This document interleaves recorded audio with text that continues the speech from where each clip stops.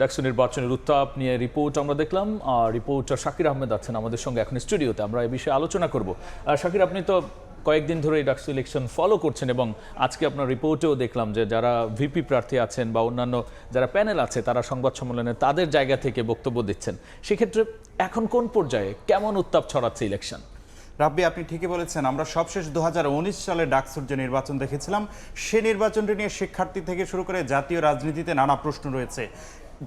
পরিবর্তিত পরিস্থিতিতে ডক্টর মোহাম্মদ ইউনূস নেতৃত্বাধীন সরকার ক্ষমতা নেওয়ার পরেই কিন্তু বিভিন্ন বিশ্ববিদ্যালয়ের যে ছাত্র সংসদ নির্বাচন শুরু হয়েছে, তারই যদি আমি বলি আনুষ্ঠানিক সূচনা কিন্তু ঢাকা বিশ্ববিদ্যালয়ের সেই ডাকসু দিয়ে। সেক্ষেত্রে এই ডাকসুতে যারা ভোট দেবেন তারা কিন্তু গত 3টি নির্বাচনেও অনেকে ভোট দিতে পারেননি। সুতরাং তাদের জাতীয় নির্বাচনে ভোট দিতে না পারার একটি আক্ষেপ, পাশাপাশি ডাকসুতে পরিপূর্ণভাবে গত নির্বাচনে ভোট দিতে না পারার আক্ষেপ নিয়ে অনেকে কিন্তু অধীর আগ্রহে এই ভোটের জন্য অপেক্ষা করছেন। সুতরাং এটি জাতীয় নির্বাচন না হলেও শিক্ষার্থীদের কাছে কিন্তু জাতীয় নির্বাচন বা নির্বাচনের চেয়ে গুরুত্বপূর্ণ কিছু। সেক্ষেত্রে শাকির, আমরা যদি একটু প্রার্থীদের দিকে তাকাই, যে আমরা দেখছি যে এই যে সর্বশেষ যে গণ অভ্যুত্থান অর্থাৎ জুলাই আন্দোলন, সেই জায়গায় যারা ভূমিকা রেখেছিলেন তারাই কি বিভিন্ন প্যানেলে নতুন নতুন জায়গায় অবস্থান নিচ্ছেন? এই বিষয়টি আমরা দেখব। রাব্বি, আপনি যদি একটু দেখে নিতে চাই যে জাতীয়তাবাদী ছাত্রদল সমর্থিত যে প্যানেল রয়েছে সেটি ঘোষণা করা হয়েছে। সেখানে ভিপি হিসাবে আছেন, আপনি যেমনটি বলছিলেন, জুলাই অভ্যুত্থানের সময় আলোচিত মুখ আবিদুল ইসলাম খান। তিনি কিন্তু প্লিজ কেউ কাউকে ছেড়ে যায়েন না, এই ধরনের একটি উক্তির মাধ্যমে কিন্তু তিনি সেই সময় ভাইরাল হয়েছিলেন বা আলোচিত হয়েছিলেন। পাশাপাশি জিএস হিসাবে আছেন তানভীর বারী হামিম, এজিএস হিসাবে আছেন তানভীর আল হাদি মায়েদ, এবং ক্যাম্পাসে ক্রিয়াশীল আরেকটি ছাত্র সংগঠন ইসলামী ছাত্র শিবির, তারাও কিন্তু পূর্ণাঙ্গ প্যানেল দিয়েছে এবং তাদের ভিপি হিসাবে আছেন জুলাই আন্দোলনের কিন্তু আরেক পরিচিত মুখ আবু সাদিক কাইম। পাশাপাশি জিএস পদপ্রার্থী হিসাবে আছেন SM ফরহাদ এবং এজিএস হিসাবে আছেন মহিউদ্দিন খান। এই দুটি দলের বাইরেও আমরা দেখতে পেয়েছি গণ আন্দোলনের নেতৃত্বদানকারী যে বৈষম্য বিরোধী ছাত্র আন্দোলন, পরবর্তীতে বাংলাদেশ গণতান্ত্রিক ছাত্র সংসদ যেটি হয়েছে, তারাও কিন্তু প্রার্থী দিয়েছে। সেখানেও আছেন জুলাই আন্দোলনের পরিচিত মুখ অর্থাৎ সে সময় সমন্বয়কের দায়িত্ব পালন করা আব্দুল কাদের কিন্তু ভিপি পদে লড়ছেন। পাশাপাশি দেখতে পাচ্ছি আবু বাকের মজুমদার, যিনি একজন সমন্বয়ক ছিলেন এবং তিনি কিন্তু জিএস পদে লড়ছেন। এবং পাশাপাশি আমরা দেখতে পাচ্ছি এজিএস পদে একজন নারী অর্থাৎ আশরাফা খাতুন কিন্তু প্রতিদ্বন্দ্বিতা করছেন। এবং আরেকটি বলতে চাই, গত ডাকসু ইলেকশনে কিন্তু নির্বাচিত হয়েছেন ভিপি নুরুল হক নূর। তার যে দল রয়েছে সেটিরই কিন্তু ছাত্র সংগঠন ছাত্র অধিকার পরিষদ, তারাও কিন্তু এবার প্রার্থী দিয়েছে। সেখানে আছে পরিচিত মুখ ভিপি হিসাবে বিনিয়ামিন মোল্লা। বিনিয়ামিন মোল্লা কিন্তু এখানে ভিপি হওয়ার আগেও ডাকসু নির্বাচনের দাবিতে আমরণ অনশন সহ জুলাই গণ অভ্যুত্থানে নানা ভূমিকার জন্য তিনি কিন্তু ব্যাপকভাবে ক্যাম্পাসে পরিচিত একটি মুখ। এবং এজিএস পদে এখানে সাবিনা ইয়াসমিন, জিএস পদে সাবিনা ইয়াসমিন এবং এজিএস পদে রাকিবুল ইসলাম নামেও কিন্তু তারা পূর্ণাঙ্গ প্যানেল সেটি ঘোষণা করছে এবং তাদের নাম হচ্ছে ডাকসু ফর চেঞ্জ। এবং অপরাজয় 71, অদম্য 24 নামে আরেকটি প্যানেলে প্রতিদ্বন্দ্বিতা করছেন। সেটির ভিপি হিসেবে রয়েছেন নাইম হাসান হৃদয়, জিএস হিসাবে এনামুল হাসান এবং এজিএস হিসাবে অদিতি ইসলাম। কিন্তু এই যে প্যানেল যেটি রয়েছে সেটিতে তারা প্রতিদ্বন্দ্বিতা করছেন। এটি মূলত বামপন্থী ছাত্র সংগঠনগুলোর একটি প্যানেল। পাশাপাশি ইসলামী ছাত্র আন্দোলন, যেটি ইসলামী আন্দোলন বাংলাদেশের ছাত্র সংগঠন, তারাও কিন্তু পূর্ণাঙ্গ প্যানেল দিয়েছে। তাদের প্যানেলের নাম হচ্ছে সচেতন শিক্ষার্থী পরিষদ। আমি যদি বলছি, তাদের ভিপি প্রার্থী হিসাবে আছেন কেন্দ্রীয় সভাপতি ইয়াসিন আরাফাত এবং জিএস হিসাবে আছেন খায়রুল হাসান মারজান। এবং আরেকটি আমরা দেখতে চাই যে জুলাই আন্দোলনের আলোচিত মুখ উমামা ফাতেমা, তারাও কিন্তু স্বতন্ত্র শিক্ষার্থী ঐক্য নামে পূর্ণাঙ্গ একটি প্যানেল দিয়েছেন। সেখানে তিনি নিজেই ভিপি হিসেবে আছেন। পাশাপাশি ঢাকা বিশ্ববিদ্যালয় সাংবাদিক সমিতির সাবেক সভাপতি সাদি ভুইয়া কিন্তু সেটির জিএস প্রার্থী হিসাবে আছেন।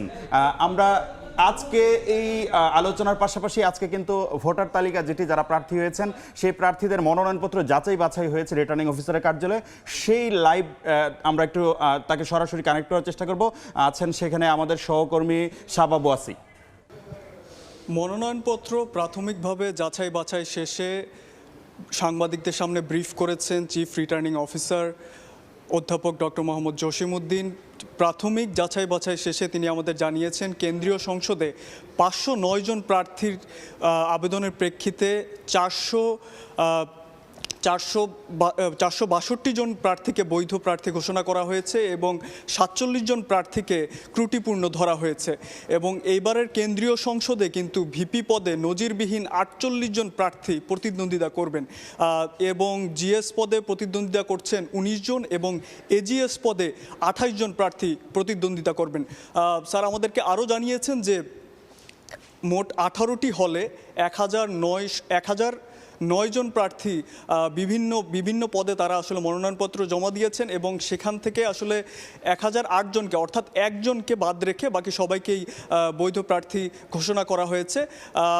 যারা বাতিল হলেন বা যাদের মনোনয়নপত্রে ত্রুটি পাওয়া গেছে তাদেরকে বলা হয়েছে যে আগামী 23 তারিখ মানে 23 অগস্ট পর্যন্ত তারা আসলে অ্যাপিল করতে পারবেন, তারা আবেদন করতে পারবেন যে যাতে প্রার্থিতার বৈধতা তাদেরকে দেওয়া হয় এবং 25 তারিখ আগামী 25 তারিখ কিন্তু চূড়ান্ত যেই তালিকা সেটা প্রকাশ করা হবে। এবং আমাদেরকে আরও যেটা জানিয়েছেন যে এবারের এবং যারা আসলে ত্রুটিপূর্ণ হয়েছে তাদেরকে আসলে বেশ কিছু ক্রাইটেরিয়ার মাধ্যমে আসলে তারা এটা নির্ধারণ করেছেন। তারা বলেছেন যে প্রাথমিক যে বিষয়গুলো ছিল যেটা চিফ রিটার্নিং অফিসারগুলো তারা আসলে পর্যালোচনা করছিলেন মূল্যায়নের ক্ষেত্রে, সেটি হচ্ছে যে তাদের যেই প্রার্থীদের তাদের বৈধতা আছে কিনা ডিপার্টমেন্টে হলে এবং তাদের যেই সমর্থক যাদেরকে নিয়ে এসেছেন প্রার্থীতে তাদের সব ডকুমেন্টস ঠিক আছে কিনা এই বিষয়গুলো চেক করেই কিন্তু তারা আসলে আজকের এই বৈধ প্রার্থিতা ঘোষণা করেছেন। তো এই ছিল আমার কাছে ঢাকা বিশ্ববিদ্যালয়ের কেন্দ্রীয় সংসদের সর্বশেষ খবর। আমরা শুনছিলাম সরাসরি ঢাকা বিশ্ববিদ্যালয়ের ডাকসুর চিফ রিটার্নিং অফিসারের কার্যালয় থেকে প্রার্থীদের মনোনয়নপত্র যাচাই বাছাইয়ের যে সবশেষ খবর সেটি। সেক্ষেত্রে শাকির আরেকটি বিষয় যদি আমরা নিয়ে আসি যে আমরা দেখলাম অনেক ক্ষেত্রেই আপনার কোনো প্যানেল আংশিক দেওয়া হয়েছে, কেউ আবার পরিপূর্ণ দিয়েছে, এইটার অবস্থা কেমন দেখছেন? এটি অনেকটাই এবারের নির্বাচনে যদি ব্যতিক্রম বলি সেই ব্যতিক্রমগুলোর মধ্যে কিন্তু একটি যে অনেকেই পূর্ণাঙ্গ প্যানেল না দিয়ে আংশিক পদে প্রতিদ্বন্দ্বিতা করছেন এবং স্বতন্ত্র কিন্তু এবার রেকর্ড সংখ্যক প্রার্থী স্বতন্ত্রভাবে প্রতিদ্বন্দ্বিতা করছেন। শাকির, আপনার কাছে একটু জানতে চাইবো যে এবার নারীদের অংশগ্রহণ কেমন দেখছেন ডাকসু নির্বাচনে? আলিশা, জানেন আপনি জুলাই গণ অভ্যুত্থানে নারীরা যেরকম আলোচিত চরিত্র ছিলেন, অর্থাৎ তারা কিন্তু সম্মুখ সারির যোদ্ধা ছিলেন। সেই ক্ষেত্রে প্রতিটি প্যানেলেই কিন্তু তাদের যে মূল পদগুলো অর্থাৎ অনেকে জিএস এজিএস পর্যন্ত নারী প্রতিনিধি নিয়ে এসেছেন, পাশাপাশি নির্দিষ্ট সংখ্যক হারে কিন্তু তারা নারী প্রতিনিধি রাখার চেষ্টা করেছেন। ক্ষুদ্র নৃগোষ্ঠীর সদস্য যারা রয়েছেন তাদেরও কিন্তু রাখার চেষ্টা করেছেন এবং বিভিন্ন ধর্ম বর্ণ নানা ধরনের বৈচিত্র্যের মাধ্যমে সবাই কিন্তু তাদের প্যানেলটি সেটি কিন্তু তারা ডিজাইন করেছেন। এবং শাকির আরেকটি বিষয় সেটি হচ্ছে যে একজন নারী জুলাই আন্দোলনে যার ছবি অনেক বেশি আলোচিত হয়েছিল তার জন্য কিন্তু অনেকে তার ওই পদে প্যানেলে প্রার্থীই দেননি, এরকম ঘটনা তো তন্নির ক্ষেত্রে আমরা দেখতে পেয়েছি। আমরা নিশ্চয়ই একটু দেখতে চাই যে এবার দুজন জুলাই গণ অভ্যুত্থানের যে আলোচিত প্রার্থী আছেন সানজিদা আহমেদ তন্নি, তিনি কিন্তু স্বতন্ত্রভাবে প্রতিদ্বন্দ্বিতা করছেন গবেষণা ও প্রকাশনা সম্পাদক পদে। তার সম্মানে কিন্তু 5টি প্যানেল থেকে তার প্রতি সমর্থন জানানো হয়েছে। যদি উল্লেখ করতে চাই, বড় একটি প্যানেল অর্থাৎ আলোচিত যে জাতীয়তাবাদী ছাত্র দলের প্যানেল থেকেও কিন্তু তার প্রতি সমর্থন জানানো হয়েছে এবং তার চোখে আঘাত পাওয়ার যে ছবি সেটি কিন্তু জুলাই গণ অভ্যুত্থানের সময় বা দেশ সীমা ছাড়িয়ে বিদেশেও কিন্তু আলোচিত হয়েছিল। পাশাপাশি আমরা জানি যে ইসলামী ছাত্র শিবিরের যে প্যানেলটি রয়েছে সেই প্যানেল থেকে প্রতিদ্বন্দ্বিতা করছেন ঢাকা বিশ্ববিদ্যালয়ের একমাত্র অঙ্গহানি হওয়া জুলাইয়ের যে যোদ্ধা খান জসিম, তিনিও কিন্তু প্রতিদ্বন্দ্বিতা করছেন এবং তাকে আসলে সমর্থন না দিলেও অনেকেই কিন্তু তার প্রতি সহানুভূতি জানিয়েছেন এবং তাকে জুলাই যোদ্ধা হিসাবে তার মূল্যায়নের জন্য অনেক প্যানেলের প্রার্থীরাই কিন্তু আহ্বান জানিয়েছেন।